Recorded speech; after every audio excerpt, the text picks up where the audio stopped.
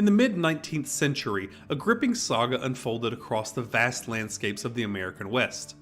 A tale etched in history as the Snake War from 1864 to 1868. This was no ordinary conflict. It was an irregular war waged by the United States of America against the elusive Snake Indians, a moniker assigned by settlers to the northern Paiute, Bannock, and the western Shoshone bands residing along the serpentine bends of the Snake River.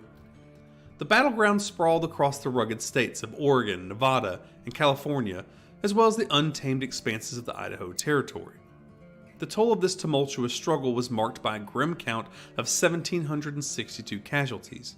Fallen soldiers, wounded warriors, and captives, all bearing witness to the relentless clash between two worlds. The roots of this conflict burrowed deep into the soil of increasing tension between native tribes and settlers encroaching on ancestral lands. A narrative unfolded over several years where explorers passing through were trying to have minimal impact, or maybe massive impact, but the brewing storm actually reached a crescendo in August of 1851. In the warm August of 1851, beneath the expansive skies of Oregon Trail, a tale unfolded that would etch its mark on the rugged landscapes near the confluence of the Raft River and Snake River in present-day Idaho. It was a story of clash and tragedy where the destinies of Thomas Clark, an Englishman with a passion for hunting, and Cho-Cho Ko, or Choo-Choo Ko, a 20-year-old veteran guerrilla fighter from the Shoshone, intersected in a fateful counter. Thomas Clark, having journeyed overland of the Willamette Valley in Oregon in 1848, partnered with fellow adventurer Jackson Vandervert and others in the California Gold Rush. Their gains were reinvested in high-quality cattle and horse destined for Oregon. By the spring of 1851, Clark, accompanied by his family and several Illinois pioneers, embarked on a journey westward. As they traversed the expansive landscapes, their wagon train, laden with dreams and possessions, became a slow-moving entity, allowing the animals to graze and thrive. Clark's family, including his mother, his sister Grace, and brothers, made the pilgrimage with him. Grace, at 25, drove a first-class hack designed for her and Clark, possibly the first of its kind traversing these kind of plains. Meanwhile, Cho-Cho Ko, a seasoned warrior with the Shoshone tribe, found himself in a challenging situation. Short on supplies, particularly good horses, guns, and ammunition, Cho-Cho Ko journeyed eastward along the Oregon Trail to meet his uncle Deerfly, seeking reinforcements. On Wednesday of August 6th of 1851, the wheels of destiny turned. The wagon train halted by the Raft River for a noonday rest. Miss Clark, Grace, and Hodgson, a 17-year-old brother, drove ahead to prepare lunch. Thomas Clark, with hunting on his mind, meandered up the river in pursuit of ducks. Little did they know the shadows of adversity were gathering. The attackers under Cho-Cho Ko's leadership devised a cunning strategy. Some warriors charged the main body of the wagon train at full gallop, inducing chaos, while others, including Cho-Cho Ko, set their sights on the prized possessions, the horses. Amid the unfolding drama, Hodgkin Clark, eager to defend, climbed a wagon wheel but fell victim to a fatal shot. Miss Clark, confronted by a Shoshone man, resisted only to face gunfire. Grace shielded her mother and was wounded in the wrist, the pain echoing through both of their lives. In the chaos, Grace, wounded and feigning death, witnessed the warrior's actions. Her clothes were torn and her body scarred. She escaped further harm as a dust cloud heralded the return of Thomas Clark with his hunting hounds. Thomas Clark, rushing back at full speed, spurred the warriors into desperate act. Mistaking him for a vanguard of a larger party, they threw Grace down a bluff, leaving her with physical and emotional scars that she would endure for the rest of her life. The main body of the wagon train stood paralyzed, their initial shock preventing swift action. Charles Clark, Thomas's brother, organized a pursuit, but Cho-Cho Ko's band found refuge in a natural fortress, evading capture. Some stolen horses would later resurface in Salt Lake City, weaving a thread of suspicion around the involvement of the raiders. When word of the Clark massacre reached the masses, a series of retaliations begun, specifically and most notably, a retaliation by a man named Ben Wright, when he organized a coalition of miners to respond to that attack. His group marched on a Modoc village near Black Bluff in Oregon and killed 41 native Modocs. Similar acts of violence and retribution paved the way for the impending Snake War, and a conflict that hung like a dark cloud over the horizon. In August of 1854, the Snake River had become a theater of tragedy as native attacks on pioneer trains reached its climax. The Ward Massacre, 21 people killed abruptly. Because of that, and the attacks on the Modoc Village and the Clark Massacre, the U.S. Army launched the punitive Owyhee Expedition, and it made a turning point of the relentless struggle for dominance. As the years unfurled, echoes of the Spokane War resonated, and the U.S. Army became the custodian of migration to Oregon. Escorts like Silent Guards were dispatched each spring from 1858. Yet, the relentless tension persisted, especially for straggling groups like the ill-fated Myers Party, meeting their demise in the Salmon Falls Massacre of 1860, and that actually claimed 29 lives. As federal troops withdrew in 1861 to confront the upheavals of the American Civil War, the torch was passed to the California Volunteers.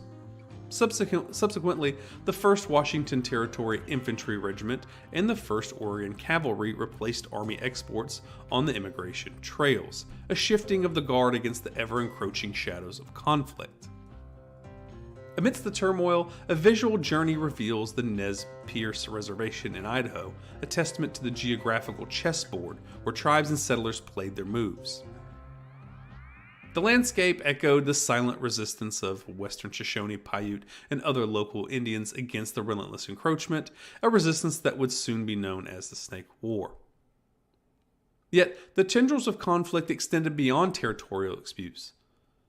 As gold mining waned in California in the late 1850s, a new wave of prospectors sought their fortunes venturing north and eastward up into the upper Great Basin and the Snake River Valley. A desperate competition for resources ensued, fueling violent bloodshed on both sides as miners consumed more game and water, and that dug into the Native American lands. In the fall of 1862, a series of gripping events unfolded, setting the stage for a fateful clash between Bear Hunter and Colonel Connor.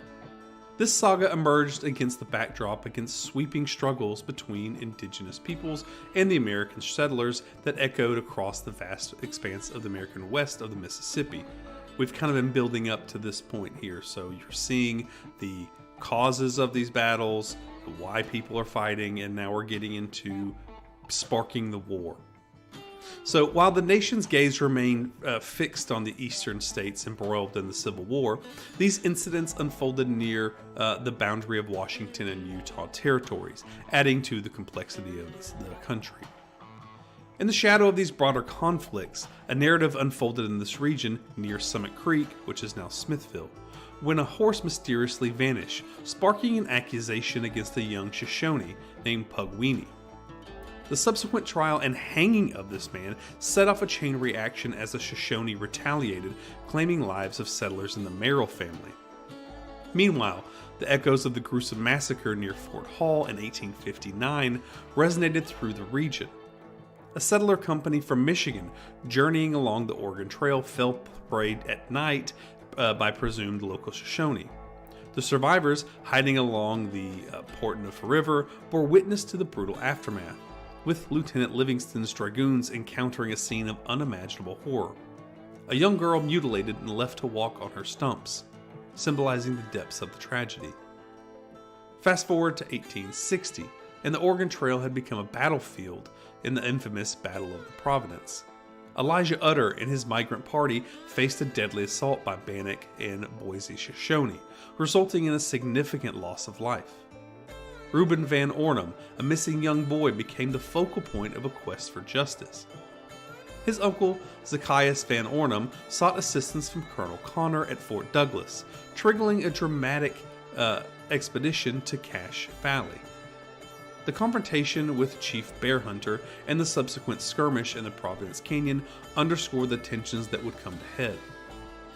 As the winter of 1862 approached, Connor dispatched Major Edward McGarry on an expedition to recover stolen livestock, further escalating hostilities.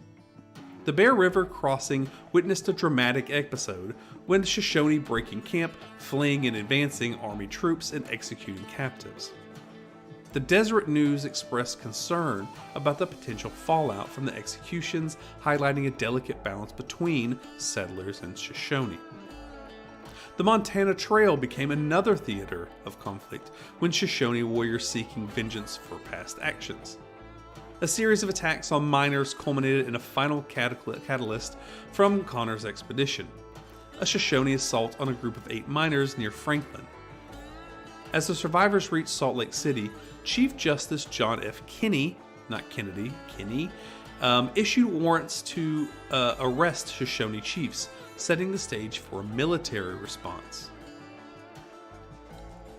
As soldiers from Fort Douglas prepared for a formidable expedition northward to confront the Shoshone, Colonel Connor had designed a plan. Keen on a surprise assault, he divided his command into detachments, ensuring that they met at strategic intervals during their journey at the Cache Valley. The response to Connor's military campaign echoed across diverse sentiments. George A. Smith, chronicling in the journal History of the LDS Church, hinted at skepticism, fearing the expedition might result in catching friendly Indians, leaving the guilty untouched. On the contrary, the Deseret News, in an editorial, expressed hope for the eradication of hostile parties, applauding Connor's potential success.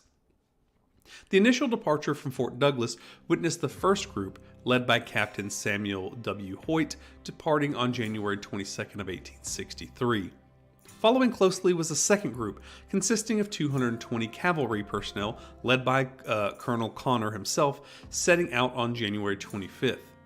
Armed with a substantial ammunition stockpile and aided by the cover of darkness, the soldiers embarked on a journey shrouded in secrecy. Upon nearing the town of Franklin, Captain Hoyt's infantry encountered a moment when Shoshone sought sustenance from settlers. Say that 3 times. Shoshone sought sustenance from settlers. The soldiers' unexpected arrival prompted a swift retreat by the Shoshone, leaving sacks of grain behind. This encounter set the stage for the impending conflict. Connor orchestrated the convergence of his forces, aiming for a surprise dawn attack on January 29th. The cold Utah winter added a layer of adversity, with whiskey rations freezing solid and soldiers grappling with frostbite. The Shoshone, meanwhile, gathering food from Mormon settlers, aware of the looming confrontation but anticipating a negotiation rather than direct military engagement. The morning of the 29th unfurled a brutal confrontation, marking one of the coldest times in the Cache Valley. Connor's initial frontal assault faced fierce resistance, leading to a temporary retreat. Subsequent flanking maneuvers and a relentless offensive forced the Shoshone into a dire situation where they actually ran out of ammunition. As the battle unfolded, Chief Sandwich, sensing the impending clash, observed, quote, "Maybe that's them soldiers they were talking about." The Shoshone chiefs, anticipating negotiation, were taken aback by the ferocity of the attack. The battlefield witnessed a tragic chapter, with Bear Hunter, a prominent chief that we talked about at the beginning, meeting his end. The aftermath revealed a stark disparity in casualty counts, with the California Volunteers sustaining losses and the Shoshone enduring a devastating toll. Survivors, including Chief Sandwich, navigated the harsh reality of the aftermath, striving to rebuild his shattered community. The echoes of the Bear River Massacre resonated as the concluding chapter of the Shoshone Nation's significant influence on the Cache Valley and its realms. Beyond the immediate ramifications, the conflict unfolded as a pivotal moment, facilitating the expansion of Mormon settlements into the northern reaches of Cache Valley and becoming a springboard for further ventures into southeastern Idaho. Cache Valley, once the contested terrain, now bore witness to the unfolding of a new chapter in its history. The friction between the Mormons and Colonel Connor persisted, weaving a narrative of accusations and criticisms that reverberated for years.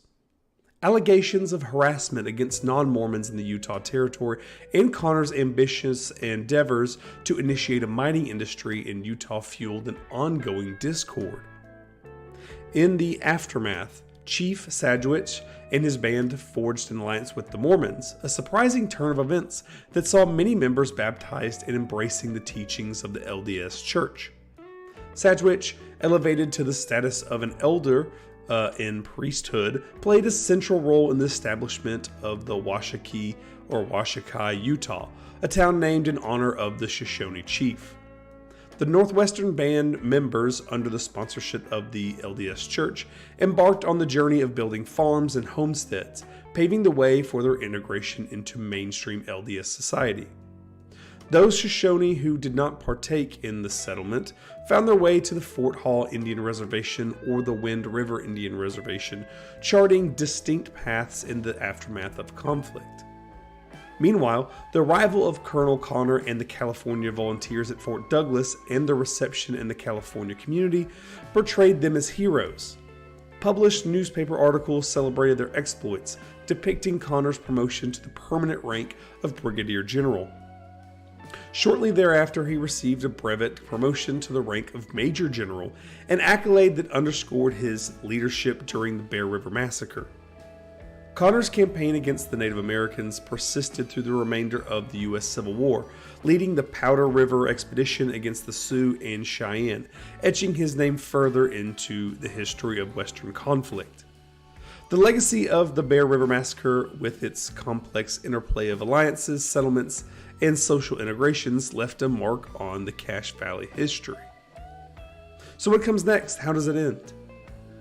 The stage is set in 1866, amidst the turbulent currents of the Snake River War, for a defining moment, which is the Battle of the Owyhee River. Earlier that year, the Owyhee River had borne witness to relentless assaults by the Paiute, setting the scene for a clash that would resonate through the history of the Cache Valley. At first light of December 26, General Crook's forces stealthily closed in on an unsuspecting Paiute camp. The element of surprise played its hand as the initial shots shattered the stillness of the morning. Chief Howluck, undeterred, chose defiance and met the soldiers in battle. Taunts from the indigenous warriors were met with a precision and force that left little room for mockery. The swift exchange of gunfire saw the mounted warriors swiftly incapacitated, with the remaining few seeking refuge behind rocky fortifications until noon. When a tactical withdrawal was the only recourse, the toll on Howluck's warriors was severe. 30 lay lifeless and 7 were taken captive. In contrast, Crook's forces incurred a toll of 1 wounded and another mortally wounded. The battle, as noted by Crook, decisively put an end to further attacks from that particular band. So the Snake War unfolded through peace talks between General Crook and Snake Chief Wawewa. Despite the profound impact, the Snake War languished in relative obscurity within the pages of United States history. The Paiute and Western Shoshone, lacking their martial renown of like the Apache or Comanche, failed to capture the attention of reporters during the conflict. Joe Wasson emerged as one of the few to document the war, but the nation, gripped by the American Civil War and its aftermath, remained kind of largely oblivious. Yet, despite its overshadowed status, the Snake War held a somber distinction. Statistically, it stood as the deadliest of the Indian wars in the West, deadlier than the Battle of Little Bighorn, leaving a toll of 1,762 men killed, wounded, and captured on both sides. If you look at the Battle of Little Bighorn, who everybody on this channel has probably heard of, and people who don't even care about Wild West history have probably heard of, that battle, there was only 847 casualties as compared to the Snake War, which was 1,762. The Snake War is obscure. I didn't know about it until I started researching, and I thought I was pretty well read on the events of the Wild West. But it does leave a mark on the Wild West, even though we don't see it. It allows more travel to the west, which connects the eastern part of the United States to the western part of the United States, and all the drama that unfolded in between.